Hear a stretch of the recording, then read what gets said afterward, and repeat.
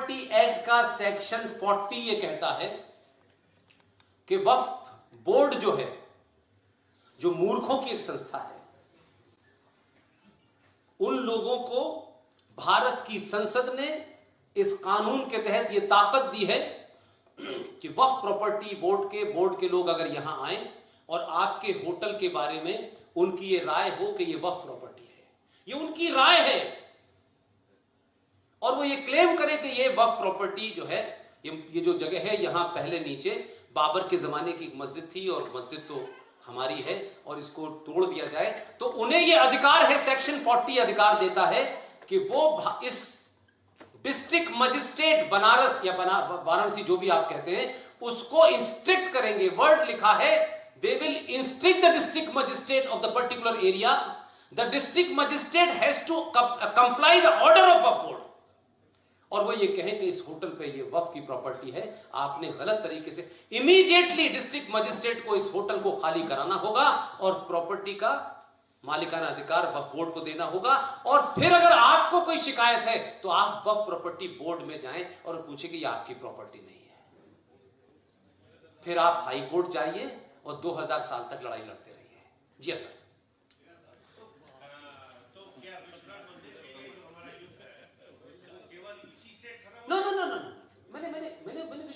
मैंने सर उस पर नहीं लागू करा इसको। दो अलग अलग बातें आप समझ। मैंने तो कहा वक्फ प्रॉपर्टी एक्ट तो एक अलग चीज है, उसका मंदिर से कोई संबंध नहीं है। जितना कॉम्प्लिकेटेड बाबरी मस्जिद का इशू था ना, आपके बाबा विश्वनाथ का और मथुरा का तो सिंपल है, उसमें तो कुछ करना ही नहीं है।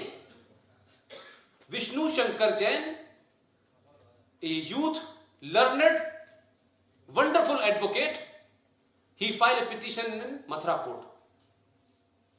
उसमें तो सिंपल खेल हुआ है। और भारत का एक बिहार का राज्यपाल और उत्तर प्रदेश का एक मुख्यमंत्री, दोनों कांग्रेस के जमाने थे। ये जो आपकी मथुरा की जो ट्रस्ट है, जो ओरिजिनल ट्रस्ट है, उन दोनों मक्कारों ने किसी के कहने पे, मैंने दोनों के नाम अपने पेज पे लिखे, मैं एक शायद उसमें नायर साहब हैं और एक कोई है, एक कांग्रेसी मुख्यमंत्री था, एक गवर्नर था। दोनों ने मथुरा का जो ओरिजिनल ट्रस्ट है, उस ट्रस्ट को पता ही नहीं चला और एक नई एनजीओ बनाई, और उस एनजीओ के माध्यम से जहां ये ईदगाह मस्जिद बनी हुई है, ये 1968 की कहानी है, और उनसे समझौता किया, पैसे लिए और जमीन, ट्रस्ट को पता ही नहीं चला, ट्रस्ट के बिहाफ पे एक एनजीओ बना, फेक बना, और उस पे वो जमीन बेच दी जहां आज कृष्ण जन्मभूमि के उस जगह पे मस्जिद बनी हुई है, जिसे आप ईदगाह मस्जिद कहते हैं। तो हमारा कहना यह था कि अगर आपने, उसमें एक तर्क है मेरा, कि जब आपने प्लेसेस ऑफ वर्शिप एक्ट 1991 बनाया तो आपने कहा 15 अगस्त को जो स्टेटस को था वही रहना चाहिए। तो मथुरा में तो मस्जिद थी नहीं 15 अगस्त को, ये तो 1968 में बनी है। तो हमारा केस तो साफ है कि अगर आप उसके माध्यम से भी देखें तो भी मथुरा में तो 68 में मस्जिद बनी है। इसका मतलब है स्टेटस को तो मेंटेन नहीं हुआ। आप समझ रहे मेरी बात? तो कानून तो बना 91 में, लेकिन 68 के हिसाब से तो 15 अगस्त में आती नहीं है। स्टेटस को तो उसका 68 में चेंज हुआ है, तो वो फाइल की है। आप समझ मेरी बात को? तो वक्फ प्रॉपर्टी एक्ट एक अलग चीज है, प्लेसेस ऑफ वर्शिप एक्ट एक अलग चीज है, और एक और था 1993 में नेशनल कमीशन फॉर माइनॉरिटीज बना, वो बिल्कुल अलग चीज है। 76 में आप भारत के संविधान को सेकुलर करते हैं, प्रियम्बल के द्वारा सेकुलर करते हैं, और 93 में मुसलमानों को 50,000 पारसियों को, 1.5% सिखों को, 1% बौद्धों को और 3.5% ईसाइयों को बिना किसी से पूछे, बगैर इसकी कोई एनालिसिस किए, बगैर डिफाइन किए, विदाउट एनी बेसिस, हमारे साथी अश्वनी उपाध्याय ने जब आरटीआई लगाई और यह पूछा कि भाई किस बेसिस पे इस देश में ये लोग माइनॉरिटी में हैं, तो सरकार ने जवाब दिया कि सरकार कोई भी हो तो जवाब पुरानी सरकारों का भी देना होता है। तो सरकार ने कहा कि इस 1993 में एक मुस्लिम नेता को एजेंडा चलाना था और सरकार राम मंदिर के दबाव में बहुत आ चुकी थी। 1992 को आपको मालूम है 6 दिसंबर को क्या हुआ, तो लगा कि मुसलमानों को खुश कैसे करें, तो बिना पूछे, बिना उसकी कोई तैयारी किए, यूएनओ जो कहता है, माइनॉरिटी की डेफिनेशन यूएनओ के चार्टर 24 में पढ़ लें आप, उसमें लिखा हुआ है कि टोटल पॉपुलेशन का 1.5 जो होगा वो माइनॉरिटी कहलाएगा। ये यूएनओ का मामला है। हमारे देश में तो इस पर बहस ही नहीं हुई। गोपाल कृष्ण अय्यर साहब ने, पटेल जी ने, जब इस पे बात हुई तो मुस्लिम नेताओं ने बकबक करना शुरू की कि साहब हमें स्पेशल राइट चाहिए। उसकी आप प्रोसीडिंग पढ़ रहे दिसंबर 1948 में। पटेल ने कहा तुम्हारी ये हिम्मत है कहने की, लाखों लोग मारने के बाद तुम अब हिंदुस्तान के हिंदुओं से चाहते हो कि तुम्हें स्पेशल चीज दे दिया, तुम्हें कुछ नहीं मिलेगा। उन्होंने उसी वक्त मना कर दिया। लेकिन मैं फिर भी मान लेता हूं इस झूठ फरेब की दुनिया में कि आपने 1993 के अंदर बाबरी मस्जिद के मिसमार हो जाने के बाद आपको क्या लगा? आपने पूछा था सिखों से?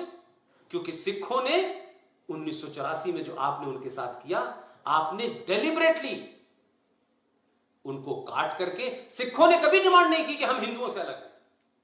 दे were part of the Hindu till 1993। लेकिन उन जो उसमें लीडरशिप मुसलमानों की थी और बेवकूफ हिंदू जो कांग्रेसी था, उसने कुछ नहीं सोचा। उसने सिखों को हिंदुओं से अलग कर दिया। बौद्ध अलग मजहब आ गया, पारसी अलग चले गए। तो 50,000 पारसी और बाकियों के मैंने बताया ये माइनॉरिटी है। तो मेरा कहना है कि अगर भारत में कोई मापदंड अगर है तो भाई कोई तय तो करो, 5%, 10%, 20%, कितने परसेंट माइनॉरिटी को दूं? 50,000 पारसी भी माइनॉरिटी में है और 22 करोड़ मुसलमान भी माइनॉरिटी में है। तो मेरा सवाल यह है कि आपने 97 में सेकुलर बनाया इसी देश को, उसी सरकार ने, कि संविधान सेकुलर हो गया है। अब वो सेकुलर की फ्रॉड परिभाषा है, उस पर अलग से बहस हो सकती है। लेकिन 90 आपने 3 में जाकर के उसे कम्युनल कैसे कर दिया? क्योंकि आपके संविधान में लिखा है कि धर्म के आधार पर किसी को रिजर्वेशन नहीं मिलेगा। तो मेरी और आपकी समस्या यह है कि एक रिजर्वेशन का चक्कर आपके संविधान के साथ चल रहा है, जिसपे अंबेडकर का साफ कहना था कि I am not agree with this reservation, लेकिन अगर देना है तो 10 साल से ज्यादा नहीं होना चाहिए। तो एक रिजर्वेशन तो संविधान के माध्यम से आया और दूसरा रिजर्वेशन माइनॉरिटी कमीशन के नाम से आ गया। और उसमें भी एक महापाप है जो आपको और बता देता हूं कि आपने नेशनल कमीशन फॉर माइनॉरिटी बनाया, तो उसका एक बजट है। उस बजट में से पैसा देश भर में जो मुसलमान हैं, जो बेचारे कमजोर हैं, डरपोक हैं, उन पे दया चाहिए, उनको आपने पैसा दिया, स्कॉलरशिप दी। ये भी मान लीजिए। कमाल ये हो गया कि नेशनल कमीशन फॉर माइनॉरिटी बनने के बाद हर राज्य में एक माइनॉरिटी कमीशन है। आपके यहां भी है। मेरा सवाल है, बहुत सिंपल सवाल है, इसमें कोई बहुत मैं कॉम्प्लिकेट बात ही नहीं करता। जब बनारस में रहने वाले रफीक अहमद को राष्ट्रीय अल्पसंख्यक आयोग से एक बार मदद मिल गई, ठीक है ना, तो फिर इस उत्तर प्रदेश के माइनॉरिटी कमीशन से फिर दोबारा से उसको मदद दी जा रही है। आप समझ रहे मेरी बात? 2011 का सेंसस भारत के 9 राज्यों में हिंदू माइनॉरिटी में है, जिसमें मिजोरम है, मणिपुर है, नागालैंड है, पंजाब है, कश्मीर है, लक्षद्वीप है। लक्षद्वीप का तो कमाल ही हो गया, वहां 97.5% मुसलमान है। लेकिन वहां का राज्य अल्पसंख्यक आयोग कहता है कि ये जो 2% हिंदू हैं ये मेजॉरिटी है, ये 98% माइनॉरिटी है। सरकार ये हंसने की बात नहीं है। मेरे पैसे से दिल्ली से पैसा जा रहा है, मेरे पैसे से उस राज्य सरकार से पैसा जा रहा है। मैं किसको पैसा दे रहा हूं भाई?